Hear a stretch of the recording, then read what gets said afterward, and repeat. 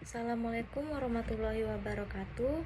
Di sini saya dan kelompok saya akan mempresentasikan hasil kerja tugas mata kuliah perancangan sistem informasi akuntansi. Di sini kami akan menjelaskan tentang perusahaan Ahamart. Yang pertama, izinkan saya memperkenalkan diri saya dan teman-teman saya. Saya sendiri dengan Zetira Kesha Ramadhania dengan NIM 2293029. Kemudian ada Rani Nur Aini dengan NIM 229300301. Dan yang terakhir ada Zulfa Nur Afifa dengan NIM 229300316. Lalu di sini ada deskripsi perusahaan. Ahamart adalah perusahaan retail modern yang menyediakan berbagai bentuk kebutuhan sehari-hari dengan harga terjangkau dan layanan yang nyaman. Produk yang ditawarkan mencakup bahan pokok, makanan dan minuman, produk kebersihan, perlengkapan rumah tangga, hingga kebutuhan anak. Ahamart juga menghadirkan produk merek sendiri sebagai pilihan hemat berkualitas. Adapun visi dan misi dari perusahaan Ahamart. Visinya adalah menjadi jaringan retail terdepan di Indonesia yang mengutamakan kualitas, kenyamanan, dan kepuasan pelanggan. Sedangkan misinya adalah menyediakan produk lengkap, berkualitas, dan terjangkau, membangun distribusi yang efisien, memberikan layanan cepat dan ramah, menggunakan teknologi untuk kemudahan belanja, dan mendukung ekonomi lokal dan UMKM. Selanjutnya ada peran anggota. Yang pertama, Zulfa Nur Afifa yang bertanggung jawab atas modul kasir, meliputi pembuatan CDM dan PDM, membangun relasi antar tabel, serta implementasi dan generate ke MySQL. Yang kedua, ada saya sendiri, Zetira Kesha Ramadhania yang bertanggung jawab atas modul pembelian yang mencakup CDM, PDM, relasi antar tabel, terkait pembelian, pemasok, dan pembayaran, serta implementasi ke MySQL. Yang ketiga ada Rani Nur Aini yang bertugas mengerjakan modul inventaris, mulai dari pembuatan CDM, PDM, perancangan relasi tabel inventaris, hingga implementasi dan generate ke MySQL. Selanjutnya saya akan serahkan ke Zulfa Nur Afifa untuk menjelaskan tentang modul kasir. Yang pertama, modul kasir. Konseptual data model modul kasir memiliki 4 entitas. Yang pertama produk, kedua transaksi, ketiga pegawai, dan keempat detail transaksi. Yang pertama produk memiliki atribut ID produk, nama produk, harga, stok, dan satuan. Yang kedua, transaksi memiliki atribut ID transaksi, tanggal transaksi, total harga, dan metode pembayaran. Yang ketiga, pegawai. Pegawai memiliki atribut ID pegawai, nama pegawai, user, dan password. Yang keempat, detail transaksi.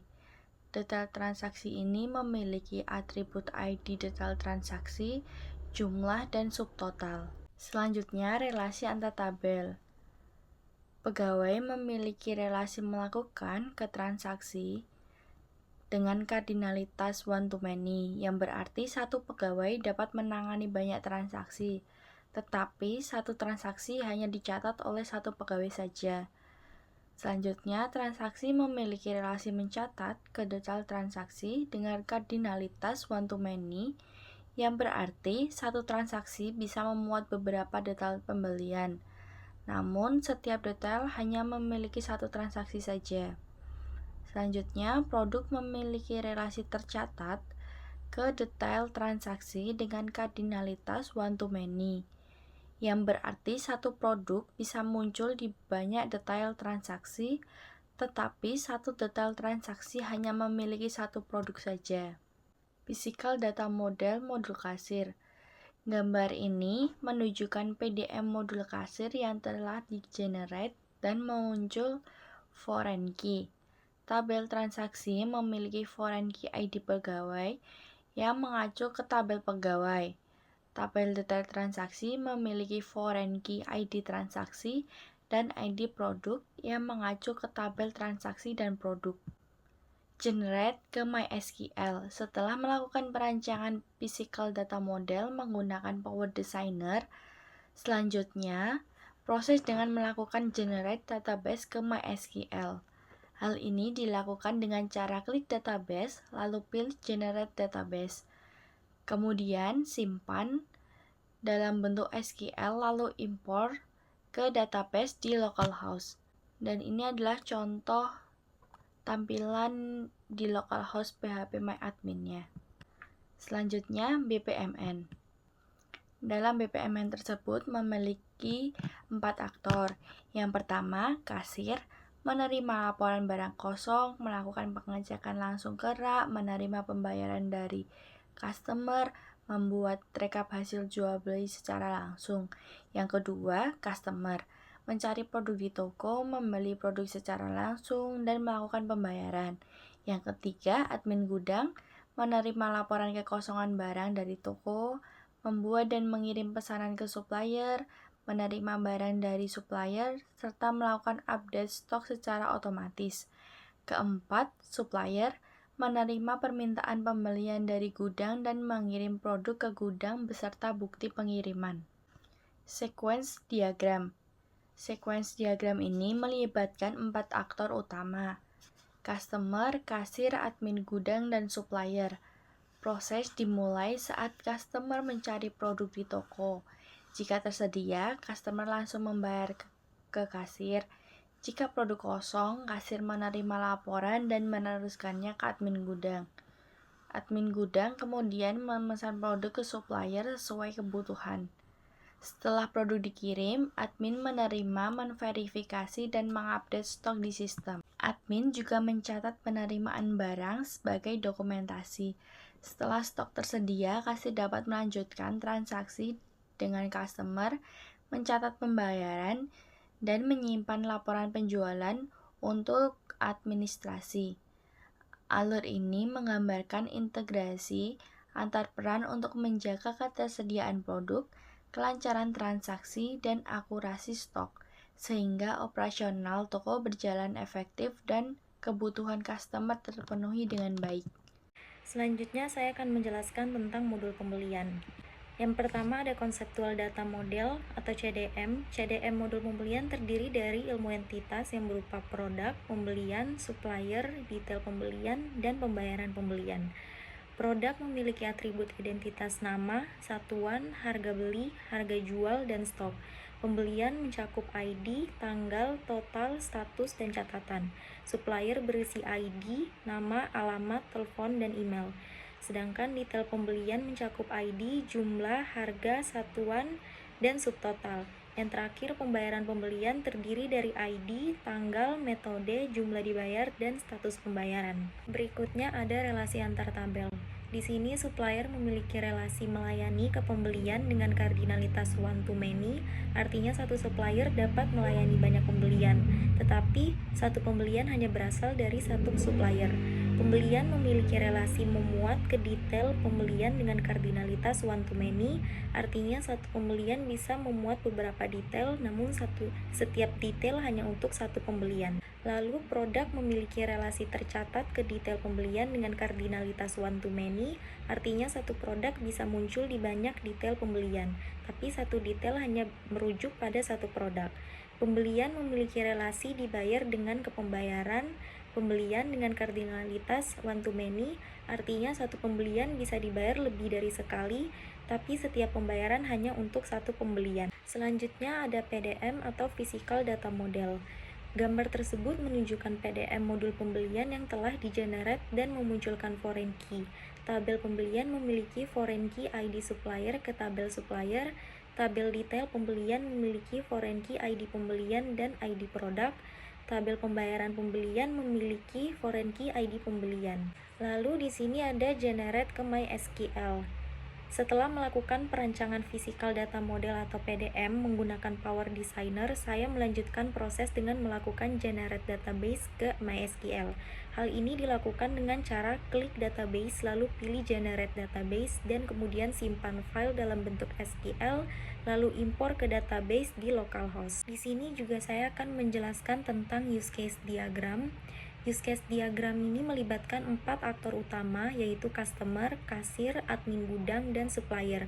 Proses dimulai saat customer mencari dan memilih produk, lalu membayar di kasir. Kasir menerima pembayaran, menyerahkan produk, mencatat transaksi, dan membuat rekap penjualan. Jika ada produk yang kosong, kasir menerima laporan dan melakukan pengecekan, lalu meneruskannya ke admin gudang. Admin gudang menindaklanjuti laporan dengan memesan barang ke supplier. Setelah produk dikirim, admin menerima, memverifikasi, dan memperbarui stok di sistem. Admin juga melakukan stock opname berkala untuk memastikan data sesuai. Selanjutnya saya akan serahkan ke Rani untuk menjelaskan tentang modul inventaris. Baik, untuk selanjutnya ada modul inventaris. Konseptual data modul inventaris terdiri dari 4 entitas, yaitu barang, stok masuk, stok keluar, dan supplier. Barang memiliki identitas, nama, kode, satuan, harga beli, harga jual, stok saat ini, dan minimal stok. Stok masuk mencakup ID, tanggal masuk, jumlah, nama supplier, dan keterangan. Untuk stok keluar terdiri dari ID, tanggal keluar, jumlah, tujuan, dan keterangan. Supplier berisi ID, nama, alamat, dan nomor HP. Kemudian untuk relasi antar tabel modul inventaris yaitu barang memiliki relasi dikeluarkan melalui ke stok keluar dengan kardinalitas one to many, artinya satu barang bisa keluar berkali-kali, namun tiap catatan hanya untuk satu barang. Barang juga berelasi ditambahkan melalui ke stok masuk dengan kardinalitas one to many, artinya satu barang bisa masuk beberapa kali, tapi setiap catatan hanya untuk satu barang. Kemudian ada supplier, memiliki relasi menyediakan ke barang dengan kardinalitas one to many, yang artinya satu supplier bisa menyediakan banyak barang, namun satu barang hanya dari satu supplier. Supplier juga berelasi menyalurkan ke stok masuk dengan kardinalitas one to many, yang artinya satu supplier bisa mengirim barang beberapa kali, tapi setiap pengiriman dicatat dari satu supplier saja.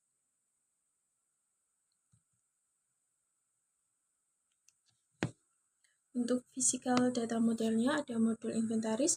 Gambar tersebut menunjukkan PDM modul inventaris yang telah di-generate dan memunculkan foreign key. Tabel barang memiliki FK ID supplier dari tabel supplier. Tabel stok keluar dan stok masuk memiliki FK ID barang dari tabel barang. Kemudian generate ke MySQL. Setelah melakukan perancangan physical data model menggunakan Power Designer, saya melanjutkan proses dengan melakukan generate database ke MySQL. Hal ini dilakukan dengan cara klik database, lalu pilih generate database, kemudian simpan file dalam bentuk SQL, lalu import ke database di localhost PHP MyAdmin.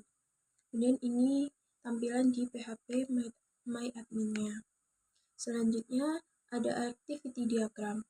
Activity diagram tersebut ini melibatkan 4 aktor yaitu customer, kasir, admin gudang, dan supplier. Proses dimulai saat customer mencari produk di toko. Jika produk tersedia, customer langsung melakukan pembelian dan pembayaran, lalu menerima produk dari kasir. Jika produk tidak ditemukan, kasir menerima laporan stok kosong, melakukan pengecekan rak, dan melaporkannya ke admin gudang jika barang benar-benar habis. Admin gudang lalu memesan barang ke supplier. Setelah produk dikirim, admin menerima dan memverifikasi barang, lalu memperbarui stok di sistem. Selain itu, admin gudang melakukan stock opname bulanan untuk memastikan stok fisik sesuai data sistem. Sementara itu, kasir juga mencatat transaksi dan membuat rekap penjualan untuk keperluan pelaporan. Alur ini memastikan proses berjalan terintegrasi dan mendukung kelancaran operasional serta keakuratan data stok di sistem. Sekian presentasi dari kelompok kami. Terima kasih. Wassalamualaikum warahmatullahi wabarakatuh.